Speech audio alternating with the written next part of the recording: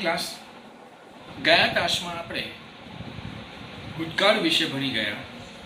સાદા ભૂતકાળમાં કર્તા વત્તા ક્રિયાપદ, જે ક્રિયાપદનું ભૂતકાળનું રૂપ હોય, ત્યાર પછી કર્મ અને અન્ય શબ્દો. તેના ઇન્વર્ઝન પ્રશ્નો એટલે કે હા કે નામાં આવતા પ્રશ્નો અને WH પ્રશ્નો પણ આપણે જોયા. એનું એસાઇનમેન્ટ પણ મેં તમને આપ્યું હતું અને એ તમને લખી લાવ્યા હશો.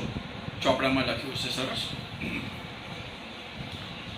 આ ઉપરથી એની મિકેનિકલ પ્રેક્ટિસ પૂરી થઈ અને એનું મિનિંગફુલ પ્રેક્ટિસ, એ શબ્દો ભૂતકાળ કેવી રીતે વાપરવો એનું આપણે પ્રથમ પાઠ છે ચિત્તાસ્ટિયસ, તે આપણે શીખીએ, ભણીએ. આ પાઠની અંદર પ્રાણીઓ અને મનુષ્યો બંનેનું જે જીવન પ્રથા છે તે વિશે ખૂબ સરસ રીતે નિદર્શન કરવામાં આવેલું છે. જેમ જન્મ થાય તેમ પ્રાણીઓમાં અને મનુષ્યની અંદર કેવી પ્રકૃતિની ઘટના છે તે બતાવવાનો પ્રયત્ન કરેલો છે. જેમ કે મનુષ્યમાં જન્મ થાય એટલે બાળકનું ધ્યાન માતા રાખતી હોય છે અને એનું લાલન પાલન કરવાનું, એનો ઉછેર કરવાનો, ત્યાર પછી એ મોટું થાય, એ સારું ભણે ગણે, સરસ લગ્ન થાય, નોકરી ધંધો વગેરે જવાબદારી સંભાળે અને ત્યાર પછીથી એ ઘરડો થઈ અને મૃત્યુ પામે છે. એ જ પ્રમાણે પ્રાણીઓમાં પણ નાનું જન્મ થાય, નાના બચ્ચા હોય, એનું લાલન પાલન એની માતા કરતી હોય છે. પ્રાણીઓ સામે, અન્ય પ્રાણીઓ સામે, દુશ્મનો સામે એનું રક્ષણ પણ કરે અને એને સમયે સમયે ખવડાવવાનું, પીવડાવવાનું અને એને જાળીમાં સંતાડવાનું, બીજા સામે રક્ષણ કરવાનું, આ તમામ જવાબદારી એ કરતી હોય છે. જેમ જેમ મોટા થાય તેમ તેમ એને કેમ શિકાર કરવો, કેમ લડાઈ લડવી, કેમ પોતાના હક માટે કામ કરવું વગેરે એને શિકાર કરી સમજાવતી હોય છે, બતાવતી હોય છે અને ત્યાર પછી એ મોટું થાય અને છેવટે એ મૃત્યુ પામતું હોય છે. આ બંને જે ક્રમ છે તેનો આધાર આ પાઠની અંદર છે. આ સાઉથ આફ્રિકાની અંદર બનેલી એક ઘટના છે, એની ઉપર આ પાઠની રચના છે. તો આપણે આજે એના વિશે જોઈએ. આપણે જે ભૂતકાળ ભણી ગયા તેનો જે મિનિંગફુલ, અર્થપૂર્ણ જે ઉપયોગ છે તે સુંદર રીતે આ પાઠમાં કરવામાં આવેલો છે. જેની અંદર આપણે પણ આપણા રોજબરોજની ક્રિયાની અંદર આપણે ભાષાનો ઉપયોગ જે કરવાનો છે, અંગ્રેજી ભાષાનો, તે ભાષાનો ઉપયોગની અંદર આવતો આ જે ભૂતકાળ છે તેનો સરસ રીતે ઉપયોગ આપણે કરી શકીએ તેવા આ પાઠની અંદર એની રચના છે. તો આપણે જોઈએ. Long ago a ઝુલુ hunter was sitting under the tree. ઘણા લાંબા સમય પહેલા એક ઝુલુ જાતિનો હન્ટર, એક શિકારી, એક ઝાડ નીચે બેઠો હતો. ભૂતકાળની વાત છે, બેઠો હતો. હિઝ નેમ વોઝ એડી. જો વોઝ આવ્યું ને, ઇઝની જગ્યાએ વોઝ. એનું નામ હતું એડી. He saw a large herd of deer grazing into the lush green meadow. એક સરસ ઘાસના લીલાછમ મેદાનની અંદર એક હરણનું ટોળું સરસ મજાનું ઘાસ ખાઈ રહ્યું હતું. Lush green મેડો. લશ ગ્રીન મેડો એટલે કે લીલા ઘાસનું મેદાન. He said to himself, તે પોતાની જાતને પૂછે છે, these deer are really wonderful, but I have run to lot of to catch the one of them.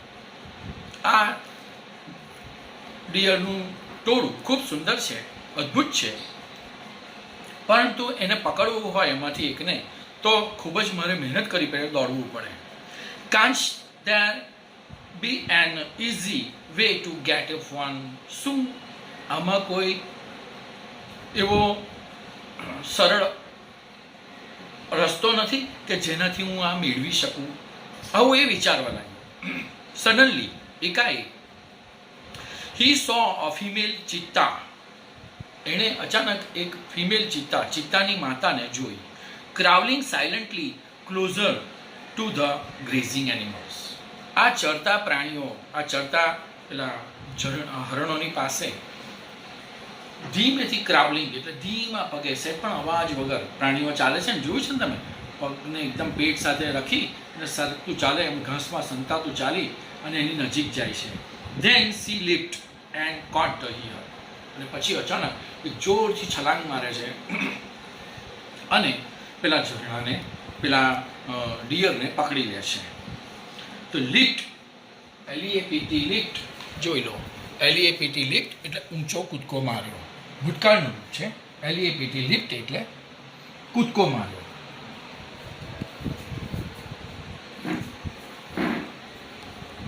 After some times, થોડા સમય પછી, her two cubs, young cubs came out from the bush. થોડા સમય પછી તેના બે બચ્ચા ઝાડીમાંથી બહાર આવ્યા. They all enjoyed their meal. બધાએ આ જે હરણનો શિકાર કરેલો તેનો જમણ તરીકે ઉપયોગ કર્યો. Eddie's eyes brightened. આ જોઈને એડીની આંખો પહોળી થઈ ગઈ, આશ્ચર્યચકિત થઈ ગઈ. They sparkled with an idea. એમાં મગજમાં એક સરસ મજાનો વિચાર ચમક્યો, વિચાર આવ્યો. સ્પાર્કલ એટલે ચમકવું, ટુ સ્પાર્કલ, સ્પાર્કલ એટલે ચમકતું. ટુ સ્પાર્કનું ભૂતકાળનું રૂપ છે sparkle. He envied the cubs. એ આ બચ્ચાઓથી ખૂબ જ અદેખાઈ થઈ. Can I be lucky as these beautiful cubs? શું હું આ બચ્ચા જેટલો નસીબદાર ન હોઈ શકું? They got their food without any effort. તેમને તેમનો ખોરાક કોઈ પણ પ્રકારના પ્રયત્ન વગર મળી ગયો. Can I have a hunter like this mother? શું મારી પાસે પણ આવો કોઈ શિકારી હોય તો કેવું સારું. He thought. આવું બધું તે વિચારવા લાગ્યો. To think ક્રિયાપદનું, thought ભૂતકાળનું રૂપ છે, think, thought uneven રૂપ છે. He decided to catch the young cubs and train to hunt for him. એણે નક્કી કર્યું કે હું પણ એક આવા બચ્ચાને લઈ લઉં અને એને ટ્રેન કરું, એને પ્રશિક્ષણ આપું કે જે મારા માટે શિકાર કરે અને મને વગર મહેનતે મળે. Then I shall only say. ત્યાર પછી મારે આ કહેવું પડે, Oh my dear, go and kill the deer for me. પછી મારે ખાલી એને એટલું જ કહેવાનું, Oh my dear, ઓ મારા વહાલા, તું જા અને એક હરણનો શિકાર કર મારા માટે. હા, My life will be very comfortable then. હા, પછી તો મારી જીવન ખૂબ જ સુંદર મજાનું થઈ જશે, સુખ સગવડ બની થઈ. કમ્ફર્ટેબલ એટલે સુખ સગવડ વાળું બની જશે. He was quite pleased with his own idea. આ વિચારથી એ ખરેખર ખૂબ જ આનંદિત થઈ ઉઠ્યો, એને ખૂબ સારું લાગ્યું. He decided to follow the cubs and steal one. એણે નક્કી કર્યું કે ચાલ આ કબની પાછળ હું જાઉં અને ધીમે રહી અને સંતાતા જઈ અને એમાંથી એક બચ્ચાને સ્ટીલ એટલે ચોરવું. સ્ટીલ એટલે વિદ્યાર્થી મિત્રો શું કહેવાય? ચોરવું. સ્ટીલ, સ્ટોલ, સ્ટોલન, આમ 3 ક્રિયાપદો છે. સ્ટીલ એ વર્તમાનકાળ, સ્ટોલ એ ભૂતકાળ અને સ્ટોલન એ ભૂતકાળ. From this experience, Eddie knew the cheetahs never attacks man. આમ તો એડીને એક એક્સપિરિયન્સ, પોતાનો અનુભવ હતો કે ચિત્તા ક્યારેય પણ માણસ ઉપર એટેક કરતા એટલે કે હુમલો કરતા નથી. Therefore, તેથી કરીને it is safe to steal the cup. અને તેથી કરીને આ કબ્સને ચોરવા બહુ સહેલા હતા એના માટે, કારણ કે એ કદી માણસ પર એટેક કરતો નથી માટે. He followed the cheetah's family till evening. સાંજ સુધી તે તેની પાછળ ચાલવા લાગ્યો. જ્યાં આગળ ચિત્તાની માતા જતી તેની પાછળ તેના બચ્ચા જતા અને તેની પાછળ સંતાતો આપેલો શિકારી કેદી પણ પાછળ જવા લાગ્યો. શા માટે વિદ્યાર્થી મિત્રો ખબર છે ને તમને? કે એમાંનું એક બચ્ચું એને ચોરી લેવું હતું કે જેથી કરીને એ એના માટે શિકાર કરે. એટ ધ સનસેટ, જેવો સૂર્યાસ્ત થયો, સનસેટ એટલે સૂર્યાસ્ત, the mother cheetah had hid her cubs in the thick bush and left for a stream. તો કે સૂર્યાસ્ત સમયે તેણે એક સરસ મજાની ઝાડીની અંદર એના બચ્ચાને એને સંતાડી દીધા, મોકલી દીધા, અને પછીથી શાંતિથી ધીમે પગલે એ પોતે સ્ટ્રીમ એટલે કે ઝરણા પાસે ગઈ પાણી પીવા, નાવા વગેરે. ક્વિકલી, તરત જ the hunter picked up his net and spear and run into the bus. તરત જ પેલા હન્ટરે પોતાના સ્પિયર એટલે ભાલો અને નેટ એટલે એને નાખવાની, પકડવાની જાળ એ લઈ અને સીધો પેલી ઝાડી પાસે ગયો. He saw two tin cups. ત્યાં તેને બે નાના બચ્ચાને જોયા. They looked at him with their bright eyes. તેઓ તેને ખૂબ જ સરસ રીતે ચકચકિત આંખે, આપણે જુઓ ને આમ આછું અંધારું હોય અને દૂરથી સૂર્યનો પ્રકાશ પડતો હોય તો એની આંખો કેવી ચમકે. તમે બિલાડી છે, કૂતરો છે કે કોઈ પણ પ્રાણીની આંખોમાં તમે જોશો તો દેખાય તેવી ચમકતી આંખો એણે જોઈ. They were too young to run away. તે લોકો એટલા નાના હતા કે ત્યાંથી ભાગી જઈ શકે એમ નહોતા.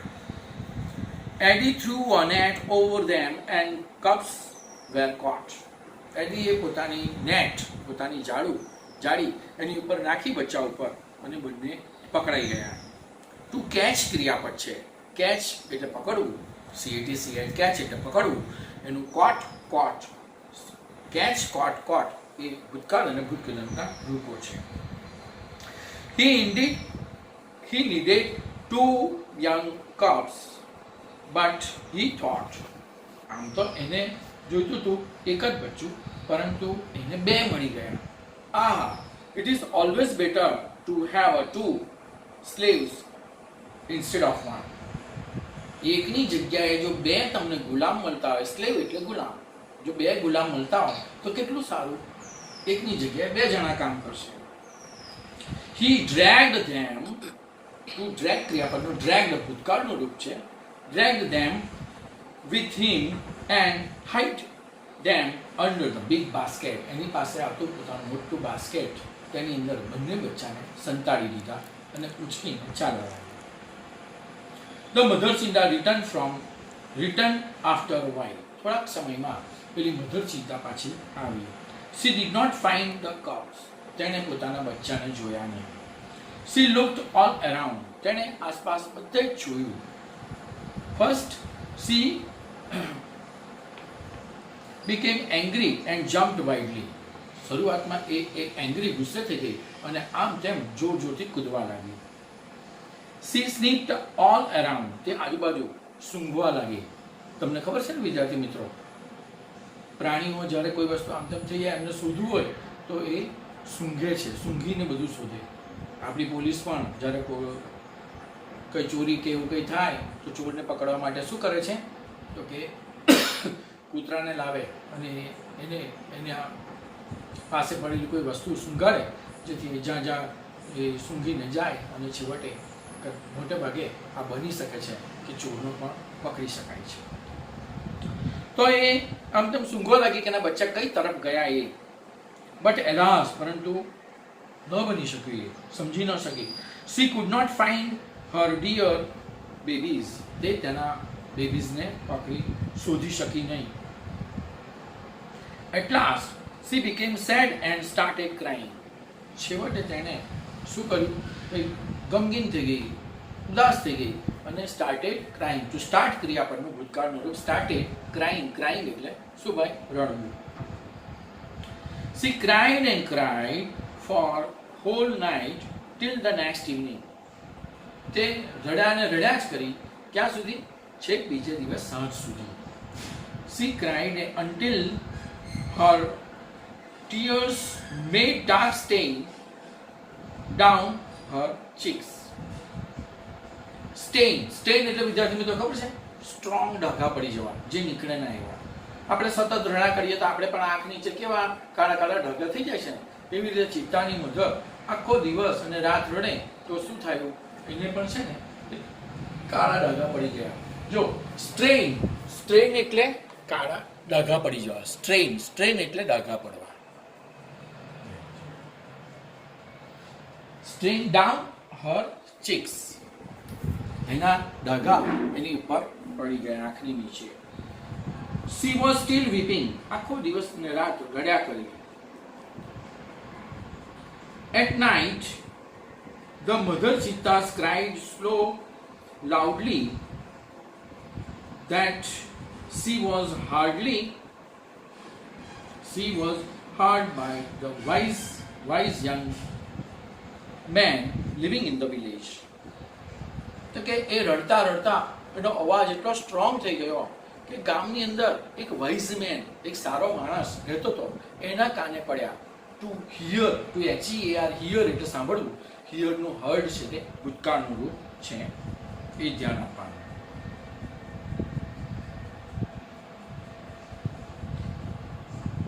The old man understood what had happened.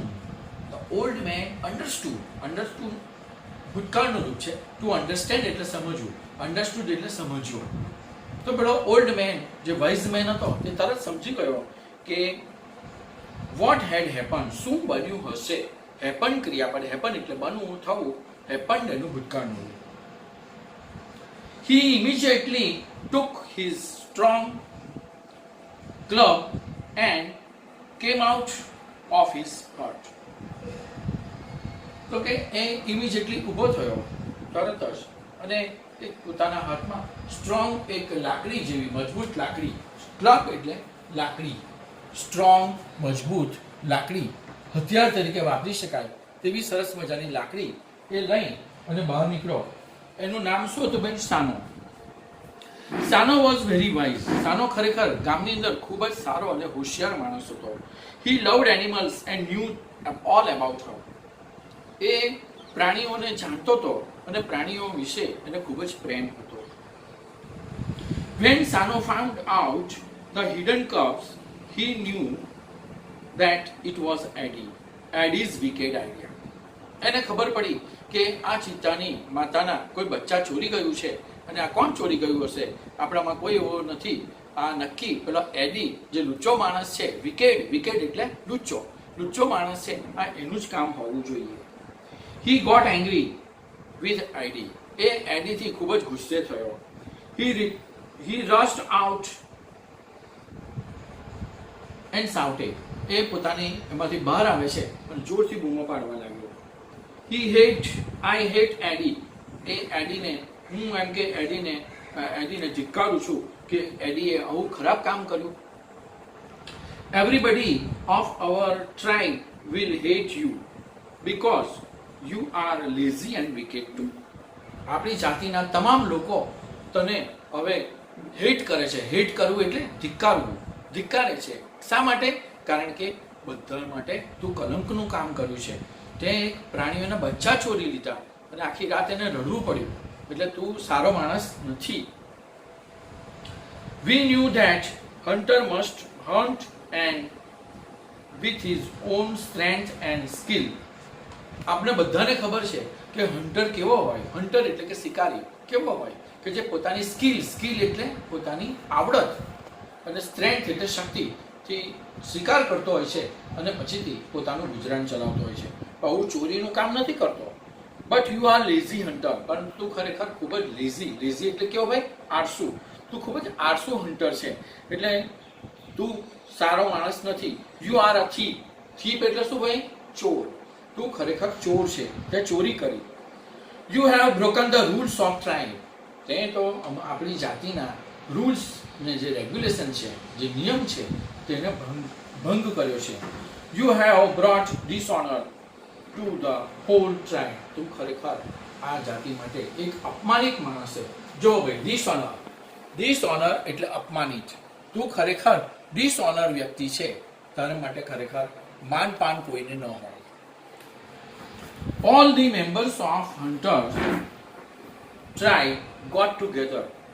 પછી બધા જ જાતિના લોકો, ગામના લોકો બધા જ ભેગા થયા. They decided to drive away the Eddie from their village forever. તે બધાએ નક્કી કર્યું કે આપણે એડીને હંમેશ માટે આપણા ગામમાંથી કાઢી મૂકીએ. Sano took the clubs and on the soldiers and returned them to their mother. સાનાએ બંને કપ્સને પોતાના ખભા પર મૂકી દીધા અને જંગલની વાટે ચાલવા લાગ્યો અને જંગલમાં જ્યાં આગળ ચિત્તાની માતા રડતી હતી, કકલતી હતી, દુઃખી હતી, તેની પાસે ગયો અને બચ્ચાને છોડી દીધા. He saw that a long weeping of the mother cheetah had stained her face forever. તેને ખબર પડી કે ખૂબ જ લાંબો સમય 2-3 દિવસ રડી એટલે આ ચિત્તાની મધરની નીચે આંખોની નીચે ખૂબ કાળા ડાઘા પડી ગયા, જે ખરેખર સારું ન કહેવાય. તો અહીં આ પાઠની પૂર્ણાહુતિ છે. આમાં ઘણા બધા સારા ક્રિયાપદો આવ્યા છે. આ ક્રિયાપદોનો આપણે ઉપયોગ રોજબરોજની ભાષામાં અને અંગ્રેજી શીખવામાં કરવાનો છે. અને 10 વખત તમે તમારા ચોપડામાં લખશો, નવા શબ્દોને પણ 10 વખત લખશો એટલે એનો ઉચ્ચાર પણ આવડશે, એનો અર્થ પણ આવડશે, અને જ્યારે પણ તમારે વાક્યમાં ઉપયોગ કરવો હોય ત્યારે તેનો ઉપયોગ થશે. તો અહીં આ પાઠની પૂર્ણાહુતિ છે. આ પાઠના અંદર આવતી તમામ વાતો મેં તમને જણાવી દીધી. હવે એના પરથી હું એસાઇનમેન્ટ આપું છું. આ એસાઇનમેન્ટની અંદર એક પછી એક બધાના પ્રશ્નો આપેલા છે, એ પ્રશ્નોના જવાબ પણ આપેલા છે. તો એને વાંચી, સમજી અને ખૂબ સરસ રીતે તમારા ચોપડામાં લખજો, જેથી કરીને પરીક્ષામાં તમને કામ લાગે. તો અહીં વિદ્યાર્થી મિત્રો આપણું પ્રથમ પ્રકરણ પૂર્ણ થાય છે. માટે આજથી તમારે બરાબર એને ધ્યાનથી આ પહેલાં યુનિટનું ગ્રામેટિકલ આઇટમ, જે મિનિંગફુલ અને મિકેનિકલ પ્રેક્ટિસ, જે બંને મેં તમને કરાવી તે તમારે ધ્યાનમાં રાખવાનું. મિકેનિકલ પ્રેક્ટિસથી તમને પરીક્ષામાં કેવી રીતે પૂછાય તે પાસ્ટ ટેન્સ વિશે, ઇન્વર્ઝન ક્વેશ્ચન અને WH ક્વેશ્ચન વિશે છે. ત્યાર પછીથી એનું મિનિંગફુલ એટલે કે એને રોજબરોજની ભાષામાં કેમ વાપરવું, એમાં પાઠના આધારે આપણે શીખ્યા. આમ બંને રીતે આપણે આ કામ પૂર્ણ કર્યું. તો હવે તમે તમારા પાઠની અંદર ખૂબ સારા અક્ષરે લખી અને તૈયાર કરશો એવી મારી અરજી.